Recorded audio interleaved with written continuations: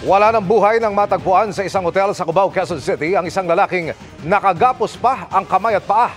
May mga nakita ring drug paraphernalia sa lugar. Nakatutok si James Agustin. Duguan at wala ng buhay nang matagpuan ng isang lalaki sa kwarto ng isang hotel sa Cubao, Quezon City bandang alas 8 kagabi. Ang lalaki nakatali pa ang mga kamay at paa. Hindi pa tukoy ang pagkakakilanlan ng biktima na sa tansya ng pulisya ay nasa 30 hanggang 35 taong gulang. Malapit po siya sa CR, nakadapa at may tali po yung paa. Sa inisyal na imbestigasyon, nag-check-in sa hotel ang biktima bandang alas 8 ng gabi nitong Miyerkules.